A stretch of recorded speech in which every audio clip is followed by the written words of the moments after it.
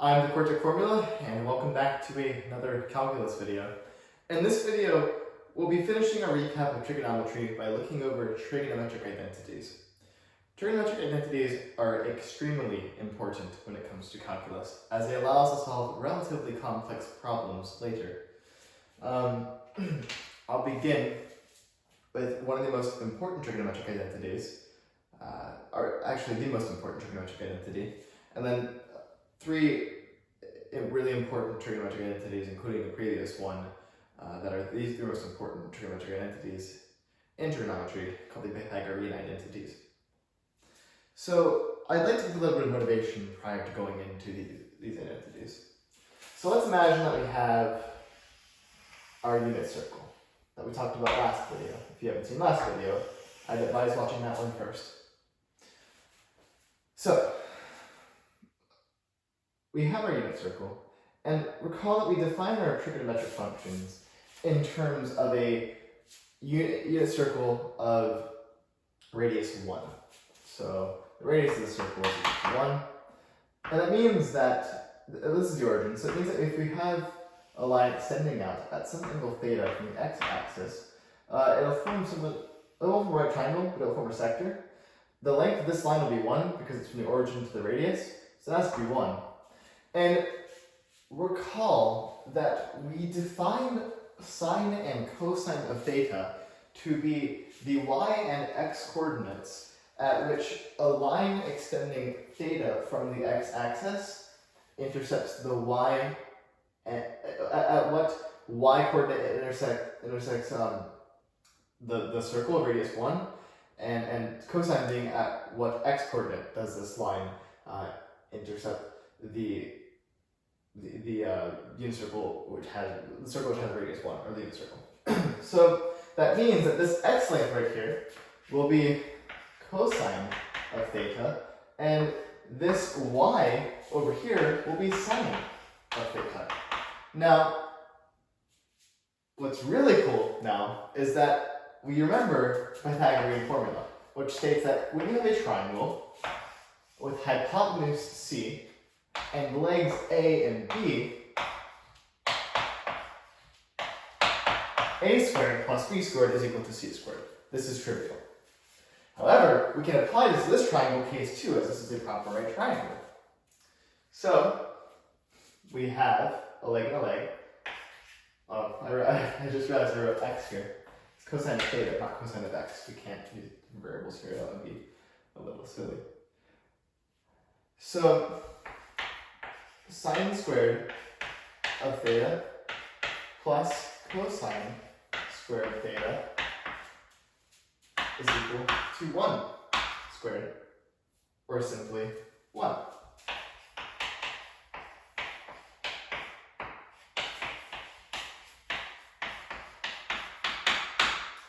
Now this trigonometric identity is the most powerful trigonometric identity that we have at our disposal.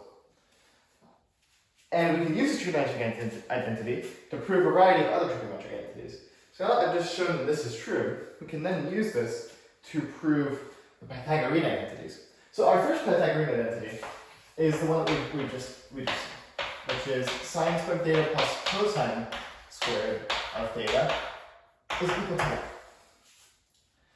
Now let's take this equation here. Let us divide every single term here by cosine squared theta.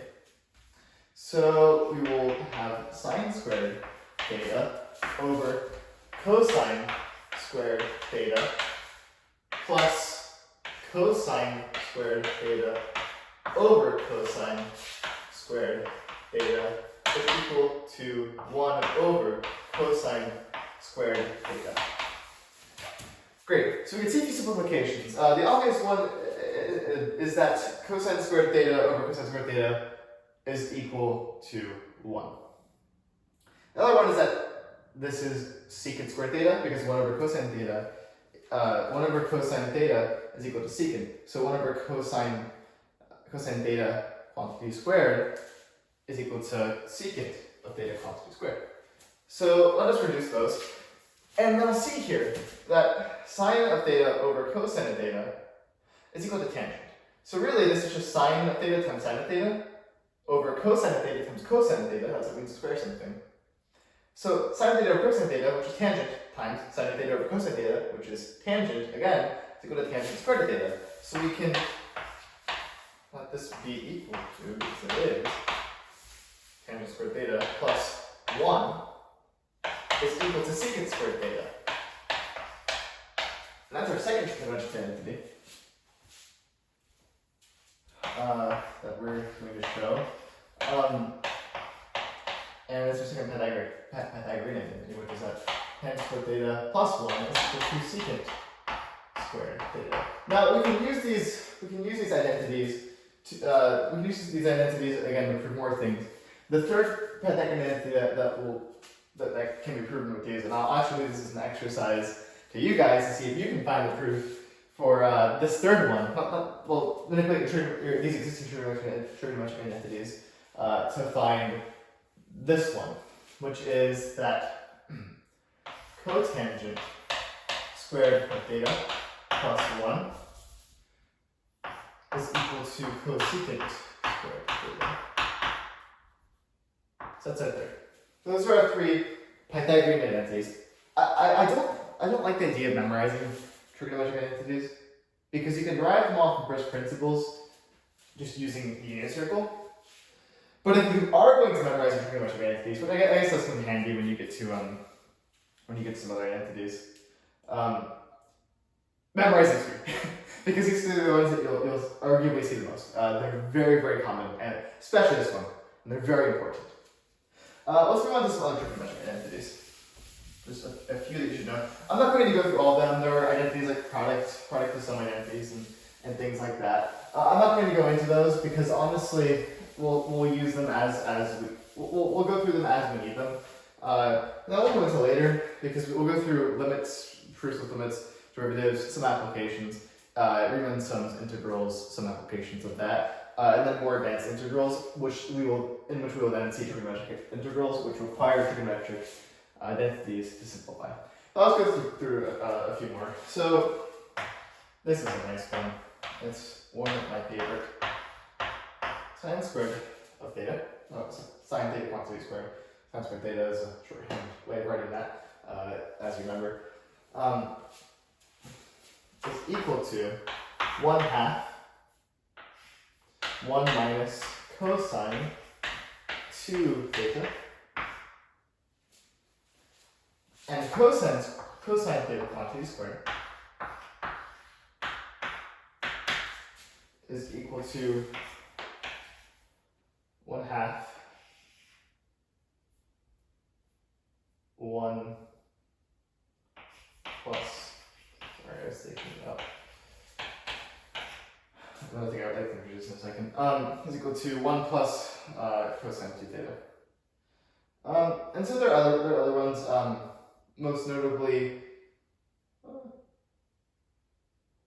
I guess we'll go through those. We'll go through when I need them. These are some important ones. We'll see more. You should be familiar with your sums in this class of trigonometric identities. Your sum to some form identities, which would be sine of a plus b is equal to sine a cosine b plus sine b cosine a, and so on. But I'd also like to take a look at inverse trigonometric functions real fast. We won't graph them, but it's important to really understand what they do.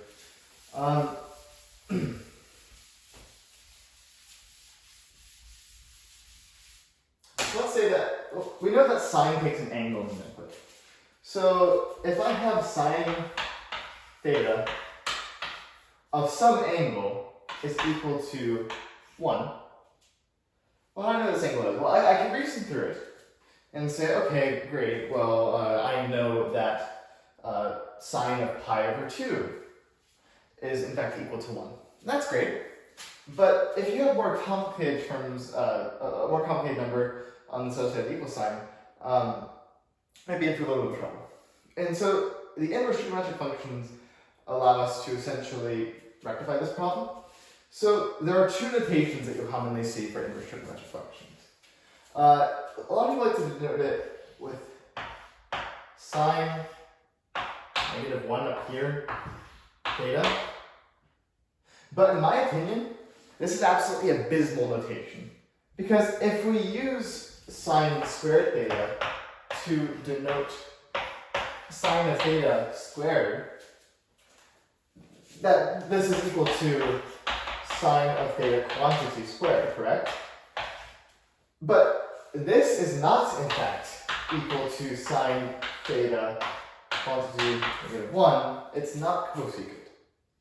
So this is abysmal notation. This actually means the inverse function of sine. That's abysmal notation. I prefer to use the arctangent function. Well, the arctangent, arctangent, sorry, I was thinking of tangent. The arc notation. So instead of writing your inverse trigonometric functions with the -1 there, you can just put arc in front of the function. So you have arc sine of theta. Now it's a little longer, but it does wonders in terms of clarity. Because you don't look at this and that while you're doing a problem and briefly think, okay, that's just sine theta is -1. Okay, it's cosecant theta. No, because if you put cosecant theta for arc sine, you will get a very different answer. So I would advise writing arc sine instead. And so this extends to other functions too. So we're going to by the inverse of tangent.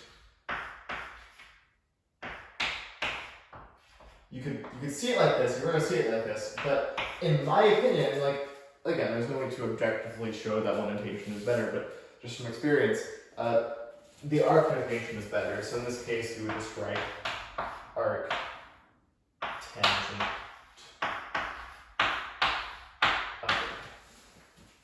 So in my experience, this notation is a little better, and it's worked really well for me, and it does wonders in terms of clarity.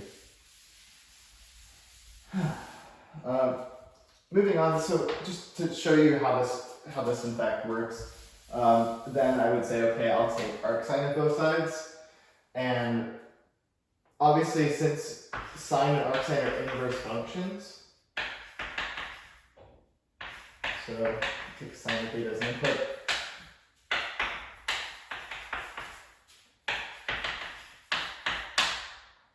Since these are inverse functions, it's going to output theta because they're inverse functions. That's the property of inverse functions. So you're just going to output theta is equal to, and then the arc sine of 1 is pi over 2. Now again, you might be saying, okay, well, how am I going to know the arc sine of 1 is pi over 2? Well, it's really just through the process that we used to reason to this. Reason the answer to this prior to actually using the arc sine function, which is, okay, I have some angle. I know that sine takes an angle as an input. So think about the unit circle briefly. What angle does sine take that outputs 1 as a result on the unit circle? And the answer to that question is pi over 2. So to look at arc sine values like this, like arc sine problems like this, and just kind of know that arc sine of 1 is pi over 2, you kind of go through this reasoning process anyway. This is just a way to formalize that reasoning process by using the arc sine function. But if you have a calculator, and you're able to use a calculator, then you can just throw arc sine, make sure your calculator is in radians, and then you can throw arc sine. You can throw your right side of your equation into the arc sine function and call it a day. So yeah, those are the inverse trigonometric functions. We'll investigate the graphs a little bit later when we get to their derivatives, but for the moment, I think this is okay. Next video, we will be covering limits. Not all limits, just a brief introduction to the idea of limits, and sort of what they mean for us and what they allow us to do. Thank you for watching, and I hope that I was able to teach you something.